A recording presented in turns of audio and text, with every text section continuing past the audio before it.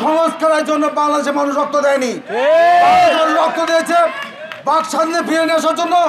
বাংলাদেশের মানুষ রক্ত দিয়েছে মানুষের অধিকার ফিরিয়ে নিয়ে আসার জন্য, মানুষের ভোটের অধিকার ফিরিয়ে নিয়ে আসার জন্য, মানুষের ভাতের অধিকার ফিরিয়ে নিয়ে আসার জন্য, আমাদের জীবনের নিরাপত্তার জন্য।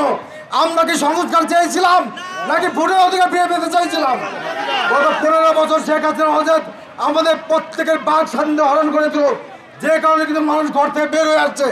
সুতরাং আমরা মনে করি আগামী 12ই ফেব্রুয়ারি বাংলাদেশের যে নির্বাচন ডিক্লেয়ার হয়েছে, সেই নির্বাচনে বাংলাদেশের মানুষ যাকে খুশি তাকে ভোট দেবে, যাকে খুশি তাকে বিজয়ী ঘোষণা করবে।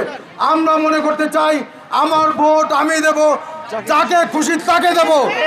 কোনো শক্তি কোনো অপশক্তির চক্রানুরে ভয় নাবে বাংলাদেশের মানুষ নির্ভয়ে আরেকটি ব্যালট বিপ্লবের মাধ্যমে বাংলাদেশ জাতীয়তাবাদী দল বিএনপির প্রতীক ধানের শীষ মার্কায় ভোট দিয়ে আমার নেতা দেশনায়ক জনাব তারেক রহমানকে বাংলাদেশে ফিরিয়ে নিয়ে আসার লড়াইয়ে আপনারা যারা মাঠে ছিলেন তাদের প্রত্যেককে ঐক্যবদ্ধ করে ইনশাল্লাহ আগামী দিনে দেশনায়ক জনাব তারেক রহমান বাংলাদেশের ক্ষমতায় অধিষ্ঠিত হয়ে বাংলাদেশের মানুষের ভোটের অধিকার, ভাতের অধিকার এবং সেই সাথে বাংলাদেশ রাষ্ট্র বিনির্মাণে যে ৩১ দফা ঘোষণা করা হয়েছে, সে ঘোষণা বাস্তবায়ন করার মাধ্যমে ইনশাল্লাহ আমরা আবারও পূরণ করব বাংলাদেশ সবার আগে, বাংলাদেশ, বাংলাদেশের উপরে কেউ নেই, আমাদের সবার আগে বাংলাদেশ।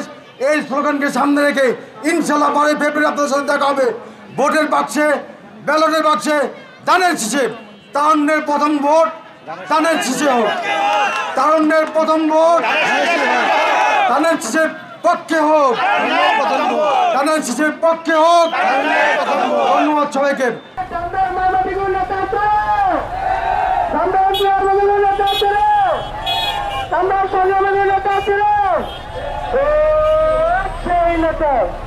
অভিযান আরো তুলে এবার হবে